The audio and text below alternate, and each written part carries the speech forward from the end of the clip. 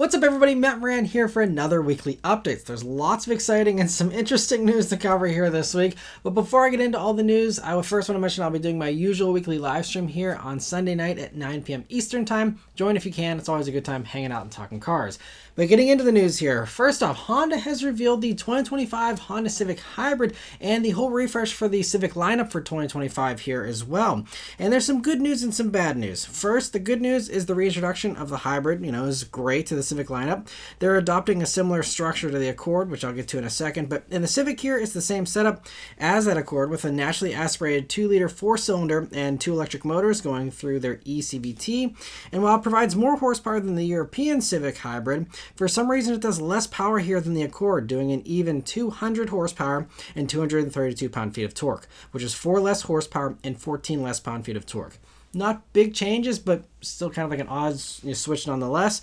Still, that's about 5 horsepower under even the SI. So, they're saying this is the most powerful Civic ever. They're saying that because of that torque figure outside of the Type R, of course. So it is, it's going to be a lot of torque in a Civic, so that'll be great. And Honda estimates it's going to do all that while also doing 50 mpg combined, or nearly 50, they said, so we'll see. But it'll be available with both the sedan and the hatchback body styles, and they say there's no space compromises with this hybrid system. The one big compromise, though, is the end of the regular manual Civics. So SI, I'm assuming, hopefully we'll continue to have it, as will Type R. But, you used to be able to get a manual in the base Civic Sport with the base engine and also in the Sport Touring with the 1.5. Both of those have gone away. So these hybrids, basically the way they're structuring it is that they replace the 1.5T motor altogether in the regular Civic lineup here, meaning the Sport Touring trim now becomes the hybrid-only Sport Touring Hybrid, and the lower Sport Hybrid trim replaces the long-running EX trim, which isn't making a return, I think, for the first time in Civic history. I don't know, but sad to see the EX. It's not like it's a cool name, but just, Honda EX trims is like one of the most legendary trims, I feel like, and that's going away. The lowest 2 trims do continue, though, the LX and the Sport, and both continue to use a non-hybrid 2-liter naturally aspirated 4-cylinder. And so, yeah, that motor, that base motor, used to be offered with a manual. So I don't know why they dropped it. I'm assuming it's due to low take rates.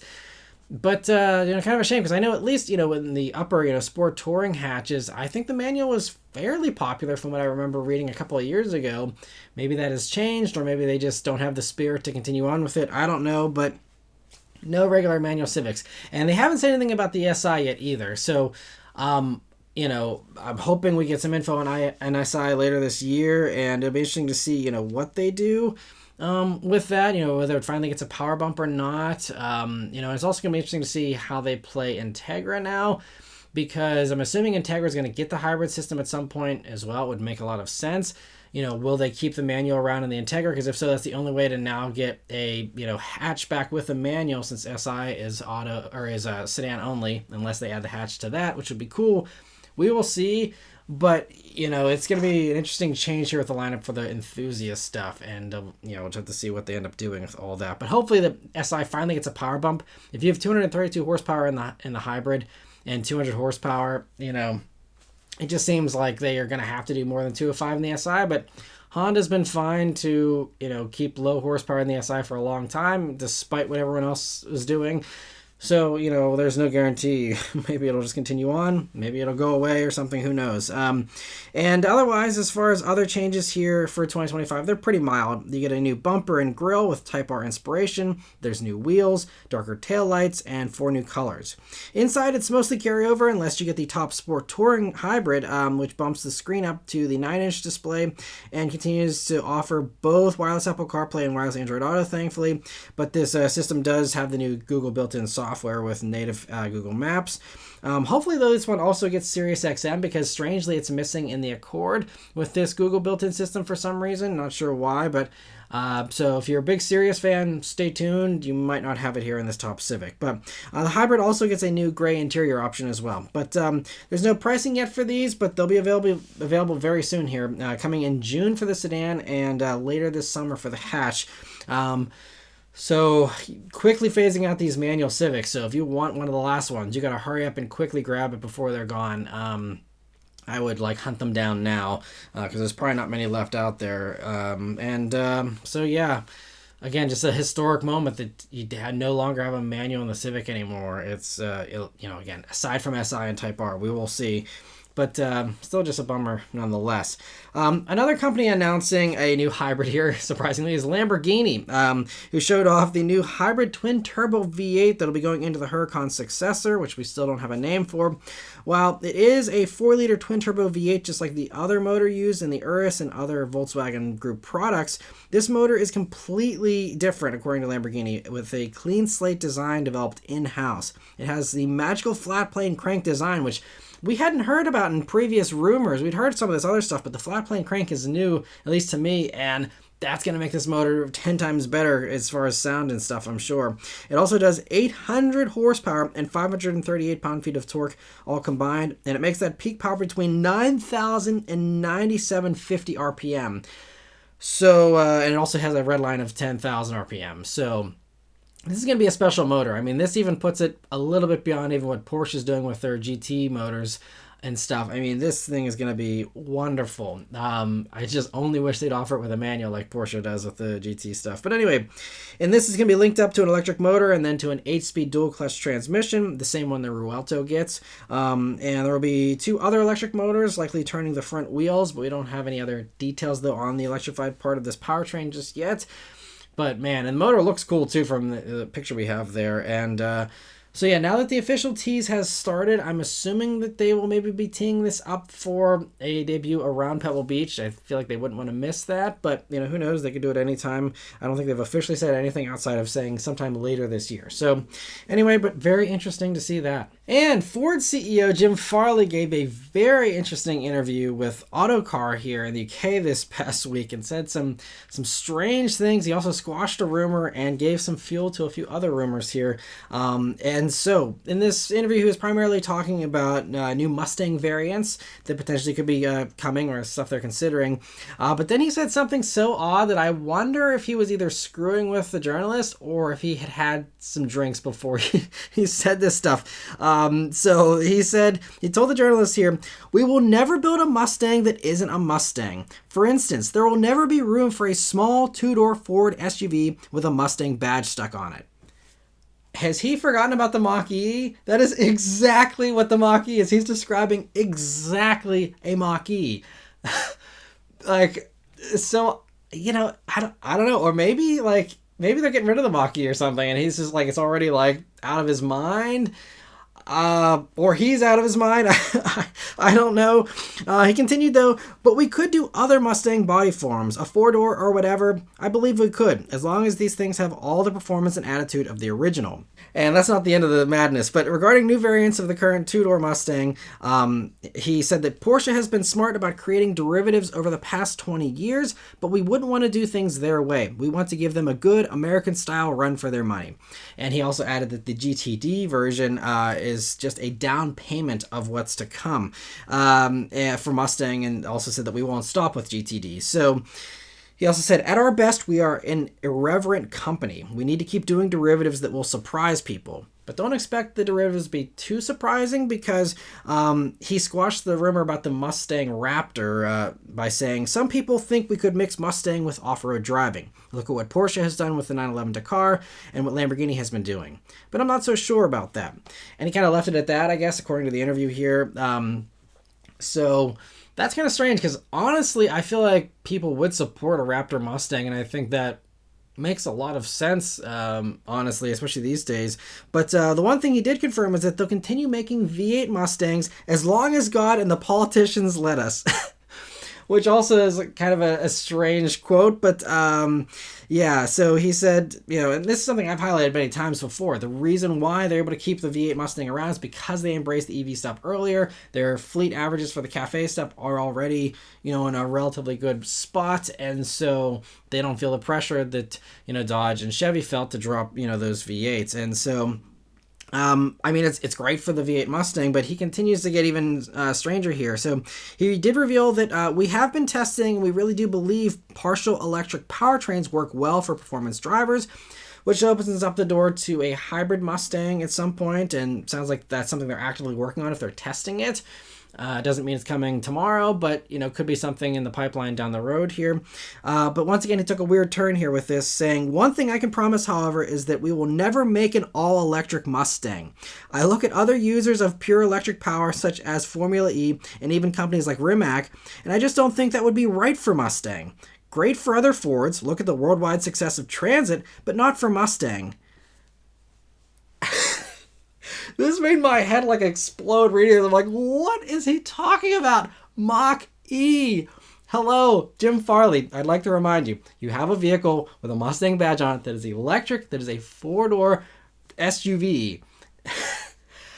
I don't know. Maybe, he's going to make a turn for Mustang here. Maybe they're going to not do a second generation Mach-E. Maybe, that vehicle will get repurposed and they'll put Thunderbird badges on it, Thunderbolt. I mean, we can go through the history books of all the cool names they could use that are electric sounding. But they have the Mach-E. Just I couldn't handle this. And he said it twice too, which, yeah, I don't know what's going on with Jim Farley here, but maybe he's had a strong change of heart and Mach-E is getting axed very soon, and he is throwing off the Mach-E altogether. And okay, even if we move on from the Mach-E point, he's saying no all-electric Mustang ever. At least I'm assuming as long as he's running the company. Obviously, other leadership could change that, but so I guess that means he has zero interest in competing with Dodge. Obviously, the Dodge Charger, the new one, has plenty of haters, but there's a lot of people considering it as well, and again, I guess he's not interested in winning drag races anymore because the V8 Mustangs are clearly going to be losing to the instant power of these EVs at the drag strip. So Mustang owners are going to get real tired of losing to electric Chargers, sooner or later here. But also, again, he's talking about partial hybrid stuff. So I guess that leaves the door open to a plug-in hybrid Mustang, which would be required to sell Mustangs beyond 2035. And that's assuming that loophole continues to stay open, which is the plan, with all of these 2035, goals is, again, assuming they stay at 2035, but at some point, I don't think we'll have gas-powered new vehicles forever. And so he's kind of suggesting here, again, he's not going to, probably stay CEO long enough to see this changeover happen anyway. But even assuming he does, he's basically suggesting that the Mustang will die with the death of the gas engine. Again, ignoring Mach-E or whatever you want to say about that part of it, but again, just really strange. I know a lot of people have commented and said they'd love to have a, Mustang, an electric Mustang, especially one if you can do it with a manual, like we saw at SEMA a few years back. They had a concept called the Lithium, I believe. And, it's just strange. It sounds like Ford's going to dig their heels in and not transition with the times for the two-door Mustang, but yet they are leading the way with other electric stuff in other areas. So it's this very strange, we're going to try and pull a Dodge and be rah V8, but also be hey, we're going to have the people's electric car coming in a year or two, like they mentioned a few weeks ago. And you got Mach-E and Lightning and stuff. So yeah, I don't know. I'm really, this is one of the most bizarre interviews I've ever reported on. Really threw me for a loop. And yeah, so after I get my head out of the blender here, I will try and maybe make sense of this in a few days, but right now it makes zero sense to me. I'd love to hear your thoughts on that interview in the comments below. Moving on here for some normal, ordinary car news that makes sense once again. Mini this week has teased the next-gen John Cooper Works version of the Cooper ahead of its reveal this fall. It looks appropriately sporty, but Mini isn't revealing any of the specs for it just yet. But it's good to see that a gas-powered John Cooper Works is coming, because I believe there's an electric one. We thought that was all we were going to be getting, but it sounds like a gas one is also in the cards here. Even if, unfortunately, it won't be offered with a manual. Mini has already said the manual is not returning, which is really a shame because they had a high take rate for manual too. So they're kind of alienating a lot of customers with that, but maybe they'll have a change of heart. I don't know. But yeah, as of right now, it'll be auto only, but it looks cool from what we can see so far. Another thing that won't be returning here, or a person in this case, is a Dodge and Ram CEO Tim Kuniskis, who surprised everyone this week but with a retirement announcement. He's just 57 years old. I mean, obviously he's a CEO of two large brands. He probably doesn't need the money and can retire whenever he feels like it. But, just usually executives stay in the game longer than this. But again, congrats to him. Awesome accomplishment to be able to retire at 57 and ride off into the sunset here. But yeah, so he'll be replaced at Dodge by Matt McAleer, and he was previously the head of Dodge sales operations. So still someone that's, been around Dodge all these years that'll probably keep it going in a similar kind of direction, at least as far as the vibe and the attitude goes. And then it'll be replaced by Chris Fuel at Ram, who will also retain her job as Chrysler CEO still at the same time. So obviously Chrysler, I know they got a lot of stuff coming eventually, but right now she probably doesn't have a ton of stuff going on at Chrysler. So, hopefully doing Ram and Chrysler at the same time won't be too overwhelming there. But great to see, that she's going to be running the show there at Ram, and it'll be interesting to see, if she does any kind of different direction there for that brand going forward. But, yeah, I mean, Tim, started leading Dodge back in 2011 here as CEO, and ushered in the success of Charger and Challenger, and pulled off the nearly impossible feat of keeping those vehicles not only fresh and exciting, but growing sales as it got older, which is basically unheard of in the industry. I mean, that's something that basically every CEO could be envious of at any of these car companies. And I always admired Tim. I was fortunate enough to be on a couple of conference calls, Zoom meetings with him and a zillion other people. But, getting to, talk to him live in person there, watching him interact with journalists and stuff was really cool. I always admired his, off the cuff approach. He was very candid and straightforward. There wasn't really any BS with him. And that was really refreshing, because a lot of other CEOs, they never give you a direct answer, and it's always these vague, cagey responses and stuff. And he was very blunt a lot of times in a lot of ways, and kind of is how I would be a CEO if I were ever to be a CEO. Just, I loved his style. And so I think it's really a loss for the automotive industry to not have him, steering the ship for any brand anymore. And I think if he was ever to be pulled out of retirement, someone could coax him out of retirement. I think it would be really cool to see what he does with another brand. But he set up, Dodge here for this electric transition, though, and I'm sure influenced a lot of that here before he departed here. And we will see, how his fingerprints, affect the stuff we see over the next couple of years here that he obviously was working on as well. But, yeah, so anyway, he will be missed in my opinion, and I hope he enjoys retirement, though. Well-deserved, well-earned. He made his awesome mark in the history of enthusiast vehicles, and so thanks, Tim, for all the awesome years of awesome Mopar performance. In some other Stellantis news here, Jeep has teased the Wagoneer S once again, and this time they've teased it next to a Tesla Model Y, and they're touting some specs here that it has over the Tesla, like a 3.4 second 0 to 60 time, which is 0.1 second faster than the Model Y performance. It has 600 horsepower and 617 pound-feet of torque, they say, as well. More than the Tesla, of course, along with a Tesla-beating range of over 300 miles. And they don't stop there, though. They also are pointing out that this 0 to 60 time is even 0.1 second faster than the old Grand Cherokee Trackhawk. And they have it, sitting there revving its engine right next to the Wagoneer, which is kind of a cool shot there, off-road as well. I'd say the Trackhawk is a better comparison for this Wagoneer S, just because the Wagoneer S will most likely be priced like a Trackhawk, unless they really surprise us with pricing. I mean, the Model Y performance is like in the 50s. I highly doubt, especially this top version of the Wagoneer S is going to be remotely close to 50. I'd love to be wrong. If they come out with it being 50 grand, that would be fantastic, but making this comparison on a vehicle that is most likely much cheaper, that also does basically, almost identical performance, almost makes the Wagoneer S look bad, in my opinion. But that's how they're spinning it. I mean, it's a cool video and, cool track footage and all this, but again, this is only going to make sense and actually look good for Jeep if it ends up being the same price as the Model Y, which I'm not counting on. So anyway, the full reveal is going to be happening on May 30th, and I can reveal that I will actually be at the reveal for the Wagoneer S. So stay tuned next week for my full in-depth look at the vehicle and any other specs we can get our hands on. Should be interesting to see. And I mean, it's going to be a sweet vehicle, even if it is expensive, but just an interesting way to market that. Mercedes, though, has debuted the AMG Pure Speed concept, the first of the new Mythos ultra exclusive sub-brand that they're coming out with here at Mercedes. And so as you can see, it follows the no windshield trend and turns the SL into a speedster, except this one has a brace running through the middle there, inspired by the halos in Formula One, something you don't see on other speedsters from other competitors. There's no info on the powertrain yet for this one, but it'll be plenty fast, I'm sure. Most likely we'll use the 63 E or SE performance, thing that you got with, the regular SL. Most likely that's, what you'll have here in this. Maybe more power. We'll have to wait and see. But I mean, that already does 805 horsepower and 1,047 pound-feet of torque in the SL, so no need for more, but I guess for maybe bragging rights, people need to have more, so we'll see.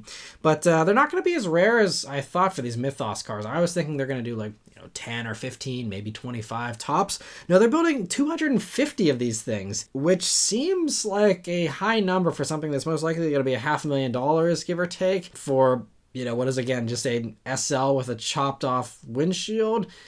And, a few other unique tweaks there, and of course the customization component and all that, but still, I thought these would be one more unique than what this is, and also more rare. 250 seems way too high. But anyway, they'll begin production of these next year, and they'll be only available to the most dedicated Mercedes-Benz enthusiasts and collectors.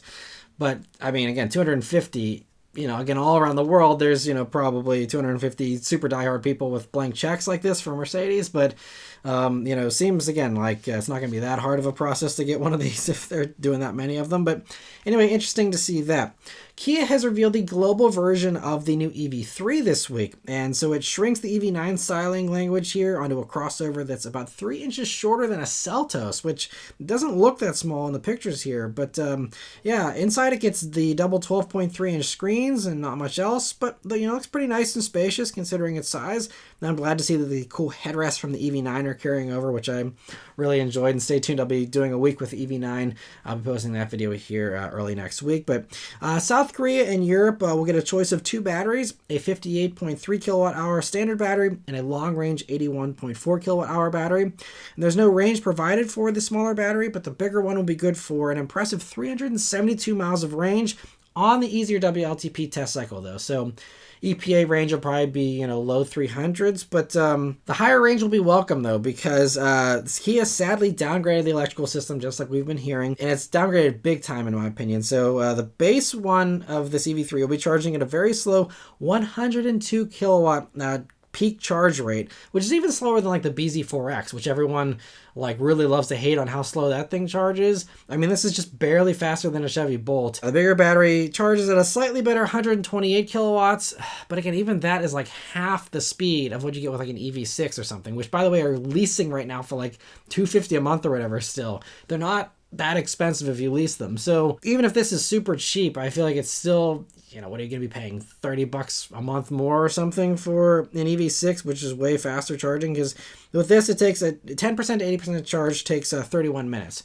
It's not the end of the world. I mean, our Mach-E standard range also charges at 130 kilowatts, and it's fine if you plan your stops intelligently and all that, but it's just whenever they have this much better technology and then they're withholding it, this is not the direction we need to go. One, for Kia if they want to be competitive, and two, just as industry in general.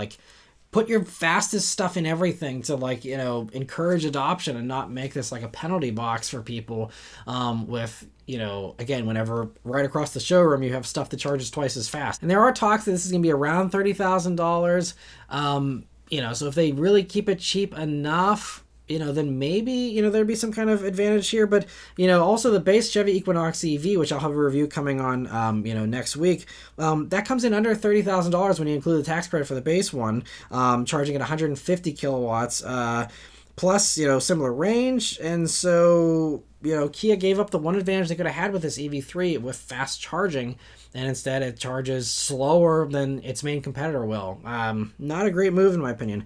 It also won't be any faster than the Chevy because it just does 201 horsepower and 209 pound-feet of torque, which is fine. Like I've said in the past, all EVs don't have to be fast. But, it's not going to offer an all-wheel drive version like the Chevy either. It just seems like this is not going to be super appealing for Americans especially. But maybe that's why they haven't announced availability here yet. Maybe this will stay, elsewhere in the world, and that's it. Because they say it's going to go on sale in South Korea in July and in Europe sometime after that. But a Kia spokesperson told Autoblog this week that we have not yet announced plans for the U.S. market, but based on initial reaction, we sure hope so. So I guess a lot of other people are excited about it. I mean, again, if charging speeds don't bother you, again, range is solid. Everything else about it seems great. just that charge speed is the one big oof here.